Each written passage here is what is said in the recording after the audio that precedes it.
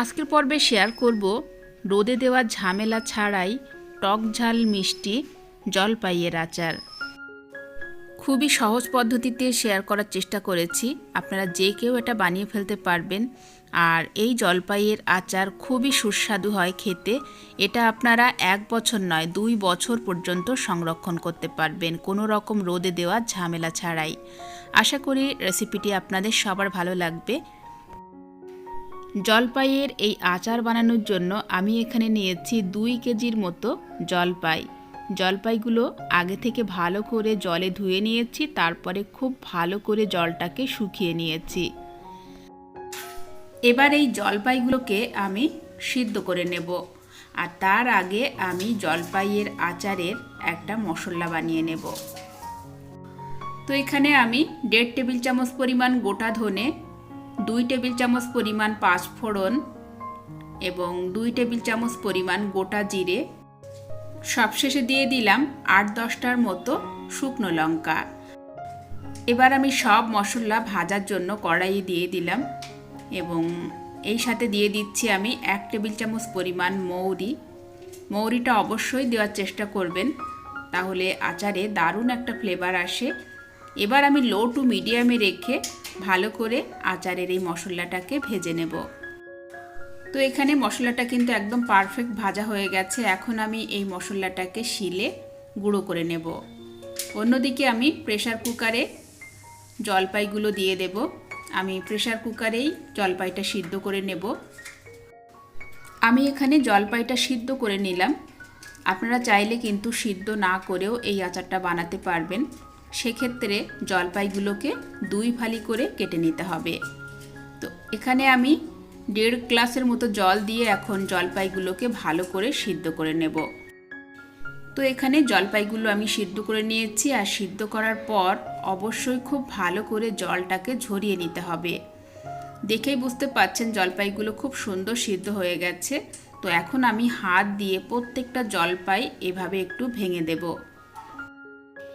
যেহেতু জলপাইগুলো খুব ভালোভাবে সিদ্ধ হয়ে গেছে, তাই এই কাজটা আপনারা খুব দ্রুত করে নিতে পারবেন।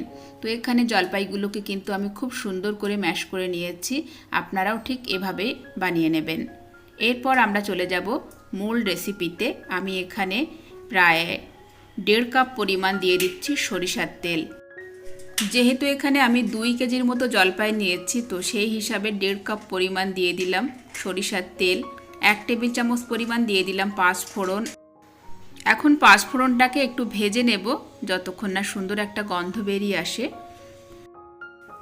পাঁচফোড়নটাকে হালকা একটু ভেজে নিলাম। এখন আমি এখানে দিয়ে দিচ্ছি প্রায় 1 কাপ পরিমাণ রসুন। আর রসুনটাকে আমি হালকা করে একটু থেতলে নিয়েছি। আর এই হালকা করে একটু থেতলে নেওয়া রসুন আচারে দিলে খুব সুন্দর একটা ফ্লেভার আসবে। তো এবার আমি লো টু মিডিয়ামে রেখে রসুনটাকেও হালকা করে একটু ভেজে নিলাম। এবার আমি আবারও 8-10টার মতো শুকনো লঙ্কা তেলে দিয়ে দিলাম। তো এখানে রসুনটা কিন্তু বেশ হালকা ভাজা হয়ে গেছে, খুব সুন্দর একটা গন্ধ বেরিয়েছে। এই পর্যায়ে দিয়ে দিচ্ছি কয়েকটা দারুচিনির টুকরো।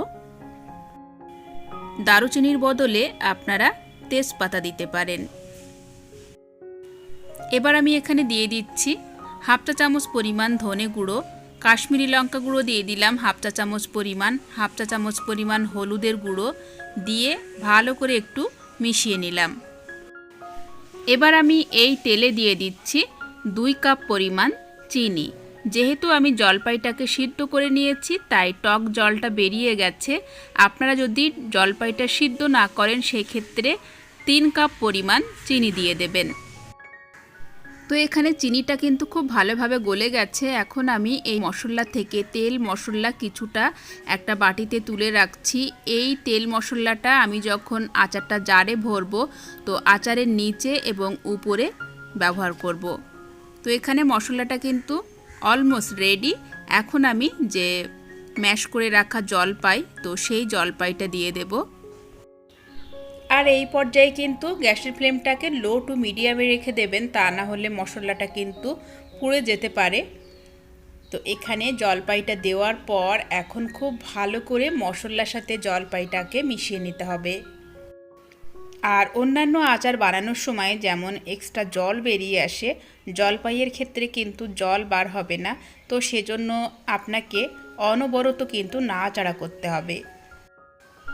আর এভাবে নাড়াচাড়া করতে করতে একেবারে ড্রাই হওয়া পর্যন্ত জাল করে নিতে হবে। তো এখানে আমি 6-7 মিনিটের মতো লো টু মিডিয়ামে রেখে জলপাইটাকে জাল করে নিয়েছি। কালারটা কিন্তু একটু চেঞ্জ হয়ে গেছে। আর এভাবে আমি আরও 10 থেকে 12 মিনিট ধরে কিন্তু এই জলপাইটাকে জাল করতে থাকব। এই পর্যায়ে আমি দিয়ে দিচ্ছি হাফ কাপ পরিমাণ ভিনিগার এবং স্বাদ মতো লবণ। ভিনিগারটা কিন্তু অবশ্যই দিতে হবে। ভিনিগারটা দিলে এই আচারটা অনেক দিন পর্যন্ত ভালো থাকবে। আমি এখানে যে পদ্ধতিতে জলপাইয়ের আচারটা আপনাদের বানিয়ে দেখাচ্ছি, এই সেম পদ্ধতিতে আপনারা বানিয়ে দেখবেন। এই আচারটা অনেক দিন পর্যন্ত ভালো থাকে। প্রায় 1 বছর থেকে 2 বছর পর্যন্ত যদি আপনি এই আচারটা রেখে দেন, তাহলেও কিন্তু একটুও নষ্ট হবে না। তো এখানে কিন্তু আমি আরও কিছুক্ষণ জাল করে নিয়েছি। আর এখন আমি দিয়ে দিচ্ছি 2 টেবিল চামচ পরিমাণ বিট লবণ। বিট লবণটা আপনারা অবশ্যই দেবেন, এতে করে স্বাদটা দ্বিগুণ বেড়ে যাবে। আর এই আচারটাকে আপনি যত সময় ধরে জাল করে নেবেন, আচারের কালারটা কিন্তু ততটাই লোভনীয় হতে থাকবে। এবার আমি এখানে দিয়ে দিচ্ছি আমি যে মশলাটা গুঁড়ো করে নিয়েছিলাম, সেই ভাজা গুঁড়ো মশলাটা দিয়ে দিচ্ছি। মশলাটা দেখে আপনারা নিশ্চয়ই বুঝতে পারছেন, মশলাটা কিন্তু আমি একটু দানা দানা ভাব রেখে গুঁড়ো করে নিয়েছি। আপনারাও এই দানা ভাবটা রেখে মশলাটা গুঁড়ো করবেন, তাহলে আচারটা অনেক টেস্টি হবে। তো এখানে আচারটা কিন্তু আমার অলমোস্ট রেডি। দেখেই বুঝতে পাচ্ছেন আচারটা কতটা ড্রাই হয়ে গেছে। আর আপনারাও কিন্তু ঠিক এভাবেই বানিয়ে নেবেন জাল করে করে, তাহলে আচারটা অনেক দিন পর্যন্ত ভালো থাকবে। এবার আমি যে মশলা মাখানো তেলটা নিয়েছিলাম, সেই তেলটা আমি উপর থেকে ছড়িয়ে দিলাম। আপনারা যখন এই আচারটা আচারের জারে ভরবেন, তখন এই তেলটা কিছুটা নিচে আর কিছুটা আচারের উপরে দিয়ে দেবেন।